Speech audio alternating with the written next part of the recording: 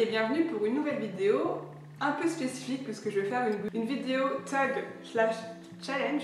Donc il s'agit du challenge Do You Have That Book que j'ai vu notamment sur la chaîne de Piketty Booking et de Gimoz. J'arrive, je pense, 50 ans après la bataille, je crois que c'était il y a un an. Donc j'ai décidé de le remettre au goût du jour. C'est pour ça que le cadre est un peu différent que d'habitude, parce que derrière j'ai la bibliothèque grand format et j'ai également, pour faire ce challenge, la bibliothèque petit format que vous voyez là. Donc je vais alterner entre les deux. J'espère que le montage sera pas tout fouillis. Déjà, la mise en place, bon vous voyez je suis un peu coupée là, mais la mise en place c'est assez folklore. Vous êtes sur une pile de choses, puisque je n'ai pas de trépied. Ce challenge, du coup, je vais essayer de le faire assez dynamiquement pour que ça aille rapidement. Et donc, on a 20 questions. Je vais un peu traduire en live les questions, puisqu'elles sont en anglais à la base. On commence maintenant. Donc, j'ai mon petit carré où il y a toutes les questions que je vais poser un peu plus loin pour pas être dérangée. La première catégorie, c'est est-ce que tu as un livre avec des bords coupés ? Des bords. Je sais pas si c'est vraiment la bonne traduction, mais en tout cas c'est des bords qui sont pas forcément égales. Notamment ça se voit beaucoup dans les livres anglophones. Ça fait un petit peu aspect vieillot. Et ben alors moi j'en ai un, mais par contre vous allez voir le truc.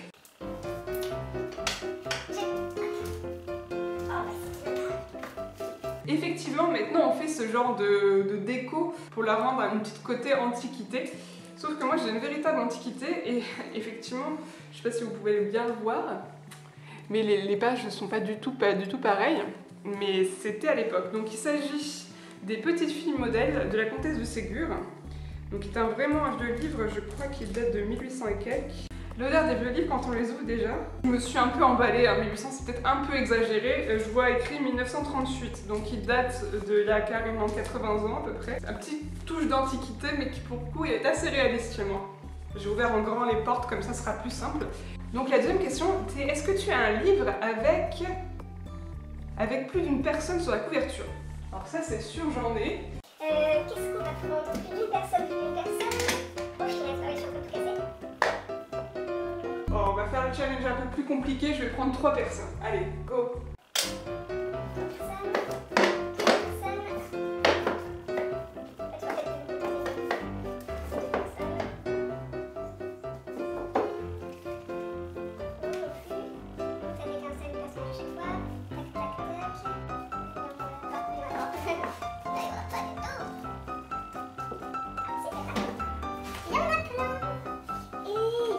Et du coup, je vais vous présenter les carnets du ravage de Frédéric Lorient.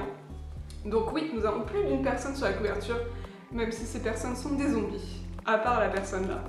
Je n'ai pas encore lu ce livre, je l'ai eu en cadeau avec une box littéraire, il me semble. Faudrait effectivement que je le dise et que je le place dans un Pumpkin Hotel Challenge, parce que là on a quand même des zombies.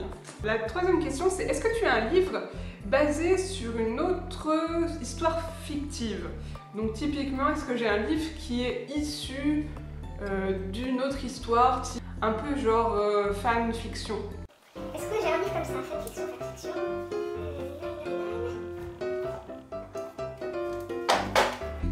J'ai pensé fan-fiction, mais il y a également les réécritures de contes qui marchent. Et moi, je vais vous présenter 3. Le premier tome, Le Seigneur de Lac d'Argent, parce que c'est une redite de l'Iliade, de la guerre de Troie. Donc ça va parfaitement dedans. Ensuite, la catégorie suivante, c'est est-ce que tu as un livre avec un titre de 10 lettres? 10 lettres, 10 lettres.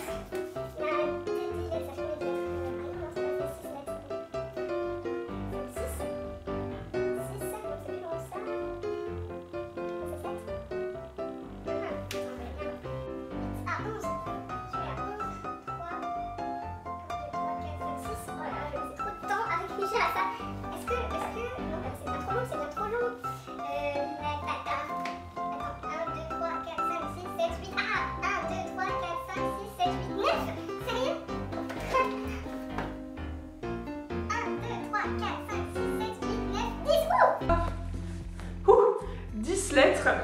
Donc il s'agit de Révélation, donc le 4e tome qui a vraiment morflé, je sais pas si vous voyez mais la couverture est défoncée. Donc de la saga Stephenie Meyer, donc de la saga Twilight. On passe au suivant. Donc est-ce que tu as un livre avec un titre qui commence et termine par la même lettre. Comment ça termine par la même lettre?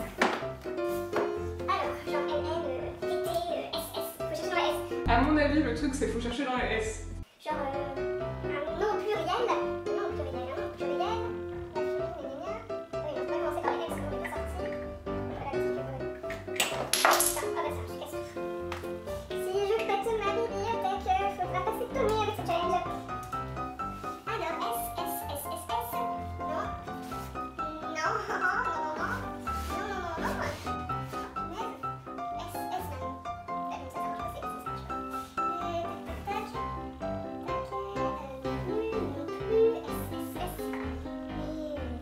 Ça commence par un et pas par S. Pareil, les sœurs Carmine, il y a un lait quoi. Le faux dinosaure, non, bien sûr, ça ne marche pas.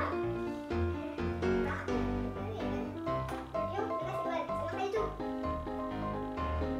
J'ai passé 50 ans, je pense. En vrai.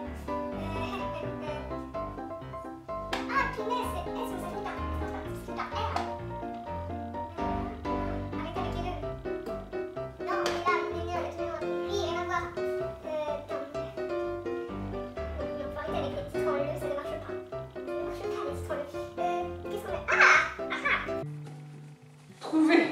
Trouvez. Rendez-vous avec le danger. R à la fin. Donc il s'agit du 4e tome ou 5e tome, je ne me souviens plus, des détectives du Yorkshire, que j'avais mis juste devant en fait. Je suis un peu myope, hein, faut dire l'avouer. Ensuite, on a, est-ce que tu as un livre de poche? Voilà, un livre de poche de grande diffusion. C'est très mal traduit. En fait, la question en anglais, c'est Mass Market Paperback Book. Donc oui, j'ai des livres de poche. Donc, les livres de poche, qu'est-ce que je peux vous présenter que je montre pas trop souvent? Donc, celui que je vais vous présenter, il s'agit de Lexismart à la mémoire qui flanche de Sophie Kinsella. C'est un livre de poche qui est pareil, un peu vécu, hein, la couverture est un petit peu abîmée. J'aime beaucoup ce que fait Sophie Kinsella, à part sa saga La Croûte du shopping que j'avais pas trop accroché. Mais généralement, ce sont des petites chick lit, comme on dit, que j'aime pas mal beaucoup. Je vous en parle peu de ce que fait Sophie Kinsella parce qu'en ce moment, elle sort moins de trucs. Et là, celui-ci, je l'avais pas mal aimé. Si jamais vous l'avez pas lu, je vous le conseille. Donc, retour de l'autre côté. Est-ce que tu as un livre dont l'auteur utilise un nom de plume? Un nom de plume. Ça, oui, j'en ai, ça c'est sûr. Qu'est-ce que je sors? Donc, qu'est-ce que je vous sors?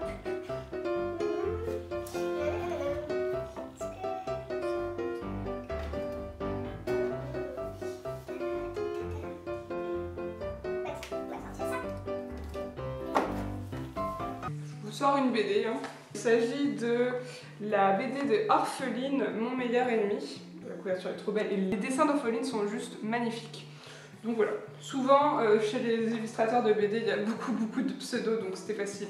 Donc ensuite, est-ce que tu as un livre avec le nom du héros, enfin, ou un nom de héros comme titre? Bon, ça oui, déjà Harry Potter, c'est sûr, ça marche, mais je vais peut-être pas vous présenter celui-là.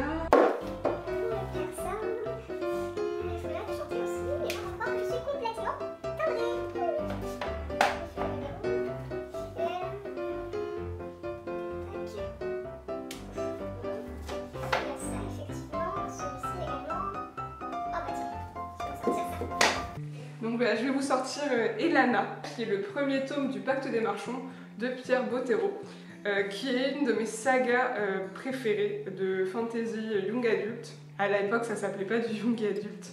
Juste, à chaque fois, les couvertures qui étaient faites par Rajo étaient magnifiques. Ensuite, est-ce que tu as un livre avec 2 cartes dedans? Bon, 2 cartes, c'est de la fantaisie. Hein. Clairement, c'est ça, faut aller dans de la fantaisie avec des mondes. 2 cartes. Est-ce que tu as 2 cartes? Tu en as non, tu en as. Est-ce que tu as 2 cartes? Ah, tu en as une? Tu n'en as qu'une, pareil. Eliane, tac. Les tentacules de Mal, est-ce qu'ils sont dans le film? Oui, mais ça c'est bonne à la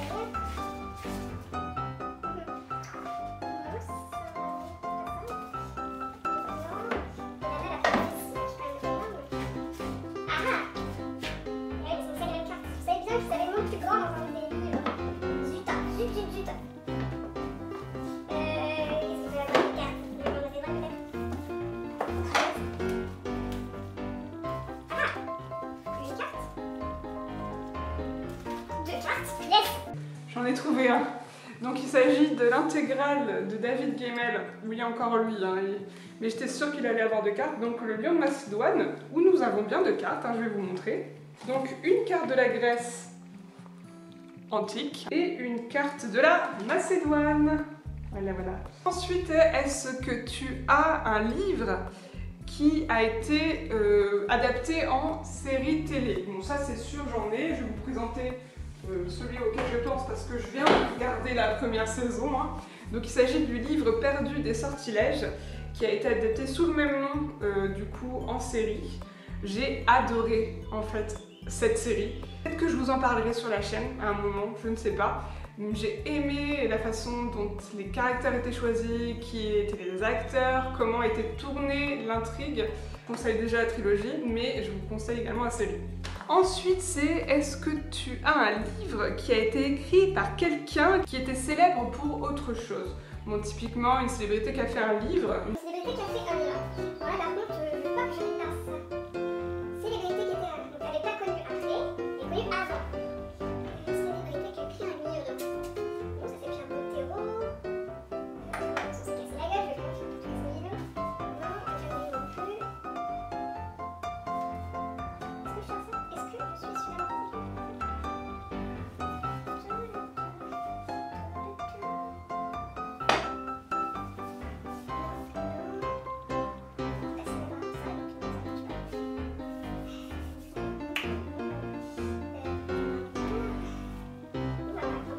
Je vais vous présenter le Pacte d'Emma, qui je pense peut rentrer dans cette catégorie puisqu'elle est écrite par Neil Gaiman qui était connue, je sais pas si on peut dire qu'elle est très très célèbre, mais en tout cas c'était une des booktubeuses françaises les plus connues. Donc avant qu'elle écrive son roman, d'abord sur Wattpad puis après publié chez Albert Michel. Voilà, je pense que ça rentre dans la catégorie. On va dire ça comme ça. J'ai aussi celui d'Alison Germain, si jamais ça ne marche pas. J'en ai deux pour le prix d'un. Ensuite, est-ce que tu as un livre avec une horloge sur la couverture? Une horloge sur la couverture. Tic-tac, tic-tac, horloge sur la couverture. Ah, tic-tac là-dessus. Non. Non, non, c'est ça. Oh, bah, c'est ça. Qu'est-ce qu'un livre? L'horloge est importante dedans. Donc c'est l'argent.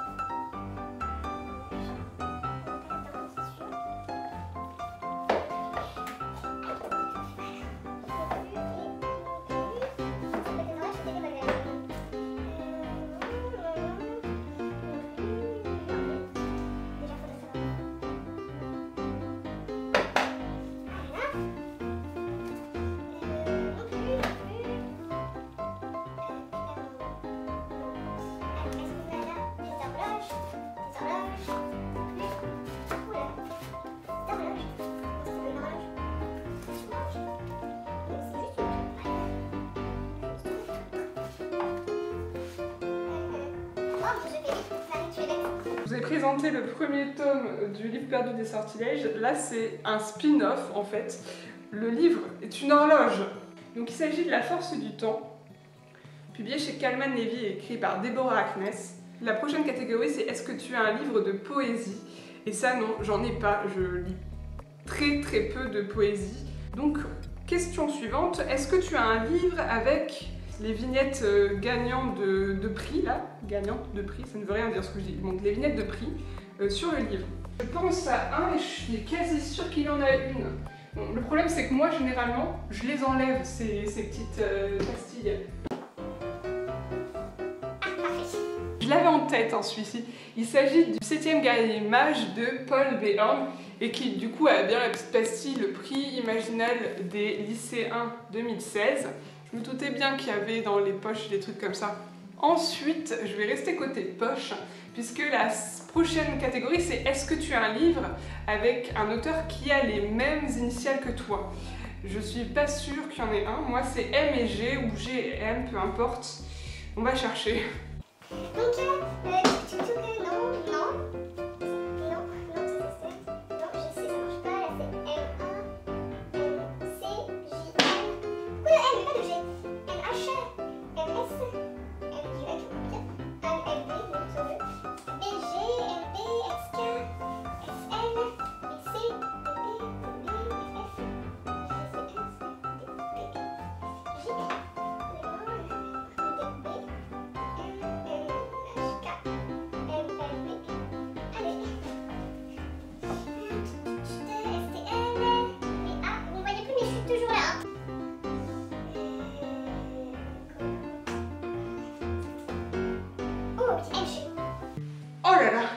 pensais même pas qu'il y en avait un qui correspondait à mes initiales, mais oui.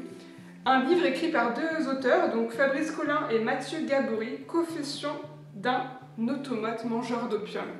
Mathieu Gabory, MG. Et franchement, en vrai, j'y avais réfléchi avant et je pensais même pas que j'en avais un. Là, c'est vraiment la surprise totale. Ensuite, on reste des côtés des poches parce que la prochaine catégorie, c'est est-ce que tu as un livre de nouvelles? Donc ça, oui, j'en ai un. Il est juste là. Juste là. Devine qui vient pour Noël, donc écrit par Millie Black, Emily Blaine, Eve Borelli, Alfred Alvi, Alix Marin, Angela Morelli. Plein d'autrices qui ont fait des petites romances pour Noël. Donc voilà, ça rentre dans la catégorie. Donc on a rechangé d'angle et parce que franchement la lumière était pourrie dans l'autre, hein, j'aime pas trop. Est-ce que tu as un livre qui fait entre 500 et 510 pages? 570 pages. On va prendre ça? On va essayer de regarder ça. Qu'est-ce que toi tu fais? Ah, 478. Sérieux? 478. Oh là là, je vais tout faire tomber, ça m'agace. 478 et toi? 500.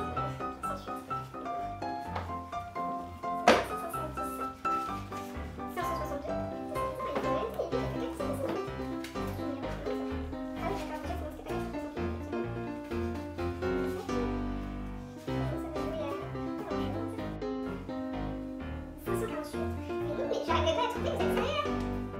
Oui, j'aurais trouvé. Les livres sont exactement à la même largeur, mais le double des pages des fois. C'est là que je vais regarder. Le challenge le plus long du monde.